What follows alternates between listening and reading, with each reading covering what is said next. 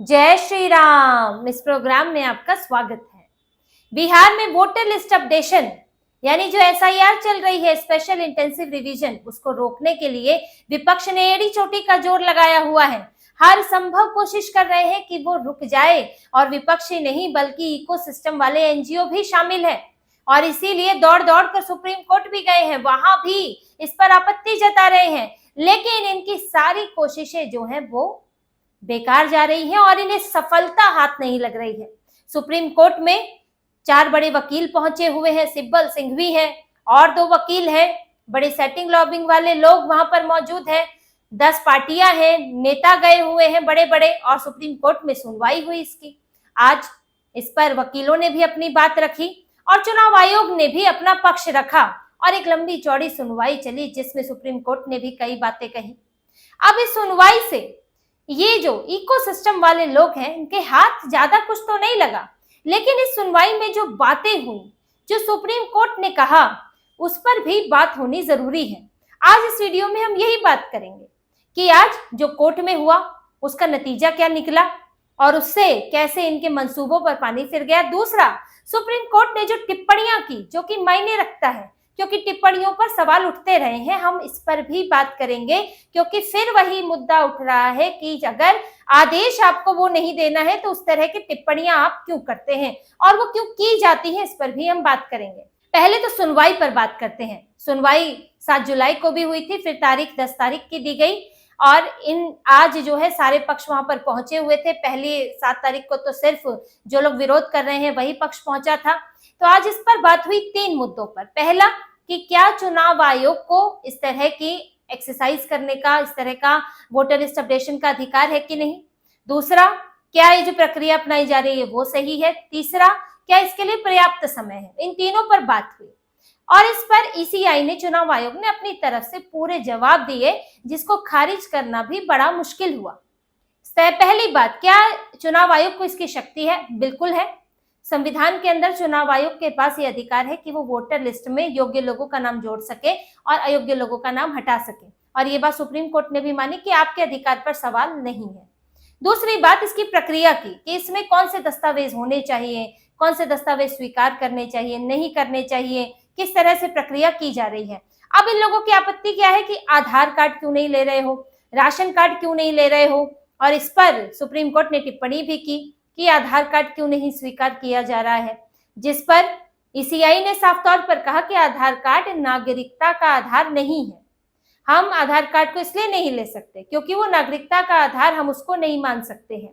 अब इस पर सुप्रीम कोर्ट ने टिप्पणी की कि नागरिकता देखना तो आपका काम है नहीं, ये तो गृह मंत्रालय का काम है, गृह मंत्रालय को भी बीच में ले आए। लेकिन चुनाव आयोग ने साफ तौर पर कहा कि जिसके पास नागरिकता नहीं है वो वोट नहीं दे सकता। पहले आपको नागरिकता तो साबित करनी ही होगी कि अगर आप भारत के नागरिक हैं तभी आप यहाँ पर वोट दे सकते हैं, और आधार कार्ड इस बात को साबित नहीं करता है कि आप भारत के नागरिक हैं, इसलिए आधार कार्ड को नहीं लिया जा सकता है।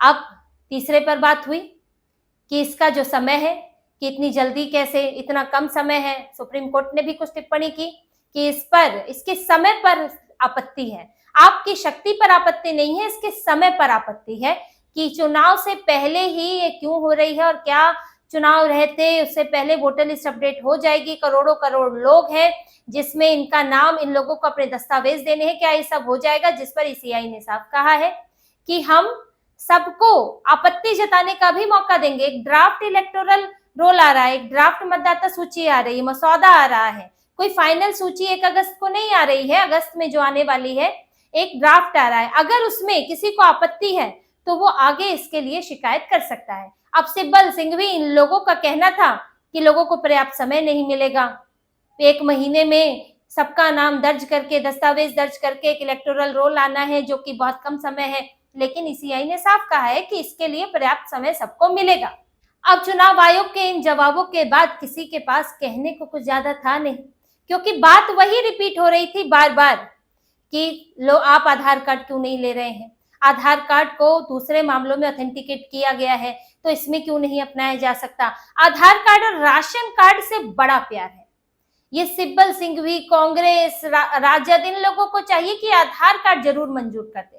आखिर क्यों आधार कार्ड के पीछे पड़े? 11 डॉक्यूमेंट है और उसमें भी कहा है कि ऐसा नहीं है कि सिर्फ यही 11 है। अगर कोई ऐसा अपवाद केस है, अगर ऐसा मामला है जिसमें कुछ और भी स्वीकार किया जा सकता है तो स्वीकार किया जाएगा। ये कोर्ट में भी कहा गया है कि पूर्ण नहीं है कि इन 11 के इतर चुनाव आयोग सोचेगा ही नहीं। वो स्थितियों पर निर्भर करता है, वो इलाके पर निर्भर करता है कि जहां अगर दूसरे दस्तावेज भी काम आ सकेंगे तो उनको भी लिया जाएगा, और ये बात कोर्ट में बताई गई है। लेकिन ये लोग आधार और राशन कार्ड के पीछे पड़े, क्योंकि आधार और राशन कार्ड बनवाना सबसे आसान है। घुसपैठियों के लिए सबसे पहले वो आधार कार्ड बनवाते हैं, और आधार कार्ड ऐसा भी बन जाता है कि वो दस्तावेजों में दर्ज ही नहीं है। सरकार के डेटाबेस में वो आधार नंबर है ही नहीं, लेकिन बस जारी हो गया है, क्रॉस चेक हो नहीं पाता क्योंकि लिंक नहीं है। तो इसलिए आधार कार्ड के पीछे पड़े हैं। डर यही है कि जो अभी घुसपैठी घुसाए हुए हैं, और घुसपैठी तो छोड़ी, जो फर्जी वोट मृतक के नाम पर जो पलायन कर गया है, जो यहाँ वोट ही देने नहीं आता कभी, उसके नाम पर वोट पड़ रहे हैं। तो जब ये सब हो रहा है तो डर लग रहा है कि कहीं हमारा वोट जो हमें देने वाले हैं वो ना छिन जाए, हमारा अरेंजमेंट खराब ना हो जाए। अब डर तो यही लग रहा है, इसीलिए कोर्ट में परेशान है, इसीलिए आधार कार्ड कह रहे हैं। पूरे रैकेट बने हुए आधार कार्ड बनवाने के। ये बांग्लादेशी रोहिंग्या जो है, इनके लिए आधार कार्ड बनवाना भारत के दूसरे लोगों से ज्यादा आसान है। तो इस सब पर रोक लगाने के लिए जरूरी कि आधार, वोटर आईडी और राशन कार्ड को इससे बाहर किया जाए। किसी के पास पहले से भले ही वोटर आईडी है, लेकिन वो अभी नहीं चलेगा। आपका नाम या तो 2003 के इलेक्टोरल रोल में हो, नहीं तो आप अभी दस्तावेज दीजिए कोई एक और अपना नाम चढ़वाइए। इसीलिए लोग आधार के पीछे पड़े हुए हैं। लेकिन चुनाव आयोग ने साफ तौर से इनकार कर दिया कि इस पर कोई आधार कार्ड इसके लिए मान्य नहीं है।